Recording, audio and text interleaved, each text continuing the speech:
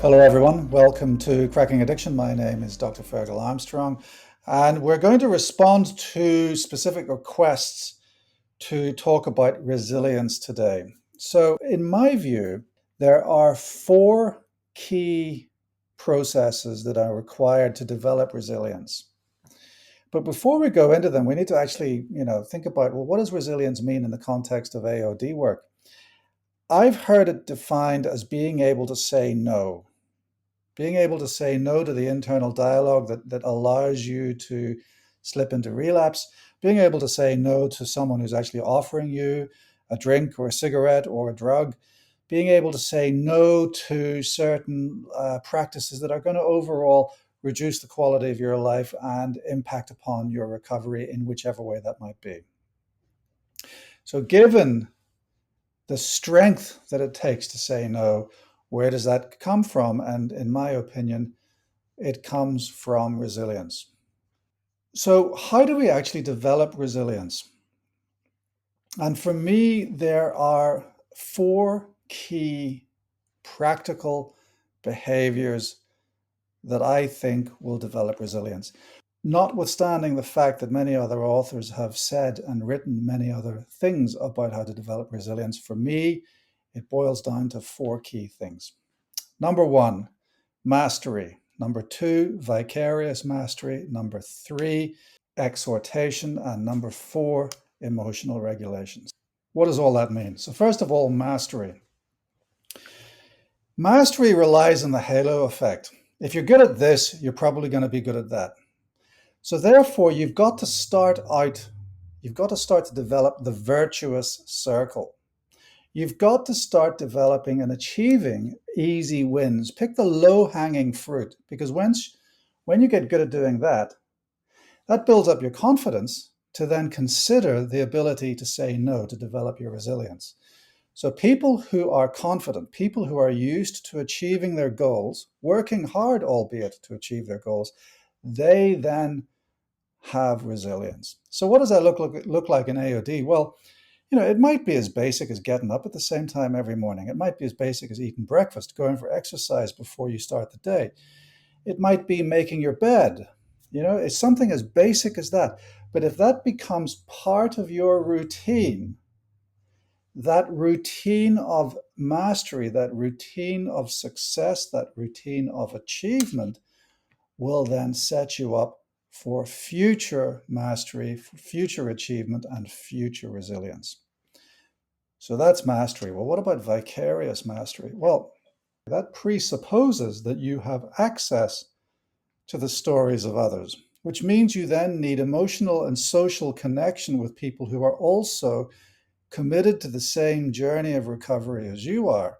And where do we find such people? Well, the answer is in peer support groups. So vicarious mastery lives in peer support groups. And if you're not attending a peer support group, you're not exposing yourself to vicarious mastery. You're not exposing yourself to the stories that other people tell of how they managed to do it.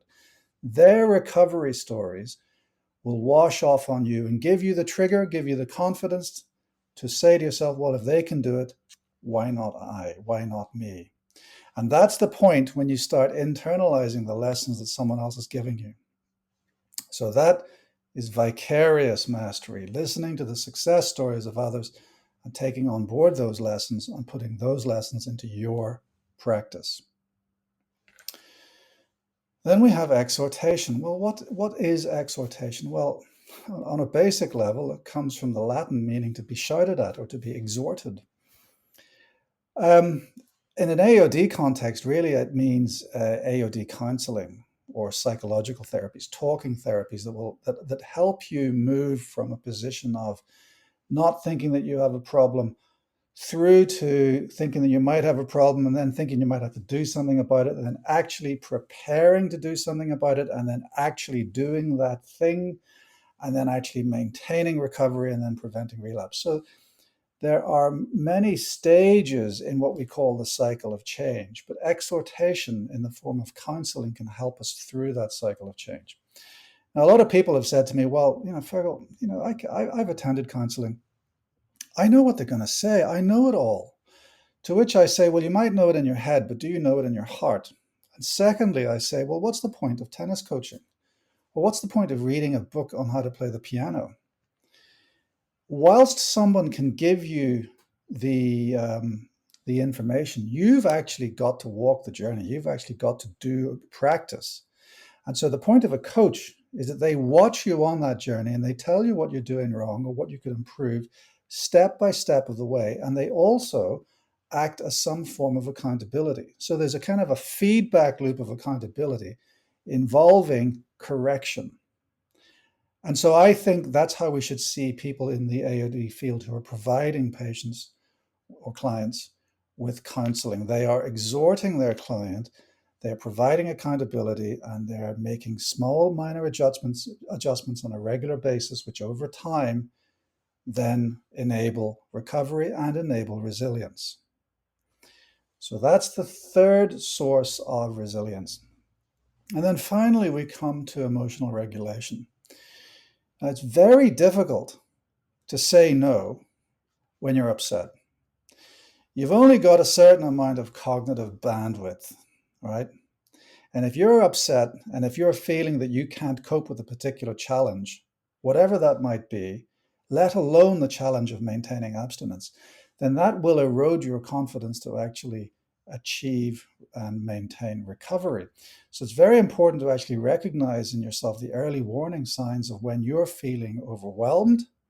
And it's very important to be able to put into place techniques that will bring your mental state, your arousal levels down to a more calm level.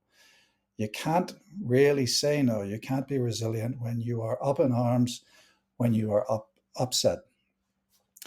So there's been a lot spoken about the specific techniques about how to be emotionally resilient, about how to control your emotions. I just want to share with you one particular emotional control technique that I've personally found very useful and that I teach all my patients, and that is the physiological sigh.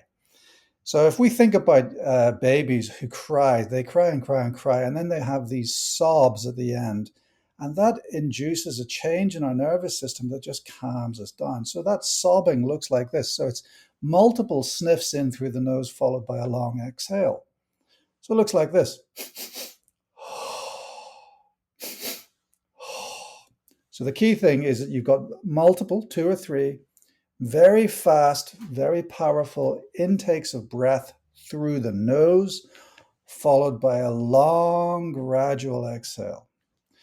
And that will very quickly increase the activity of our parasympathetic nervous system and will very quickly decrease the activity of our sympathetic nervous system, which will then have the effect of calming us down, giving us emotional regulation, and then allowing us to contemplate the challenge in front of us, which might be at that particular time, can I say no to this temptation? Can I say no to someone offering me a cigarette, a drink, or a drug? Now, in the longer term, you might also consider social connection and time spent with non-drug using peers, again, going back to the peer support groups, but also time spent with non-drug using peers engaged in other meaningful activities. These two concepts, time spent with peers and meaningful activities, if we focus on those, they too will allow us to, in the longer term, regulate our emotions and allow us to develop resilience to achieve abstinence. So hopefully I've explained to you my ideas of how we can actually achieve resilience in order to achieve abstinence and a meaningful recovery.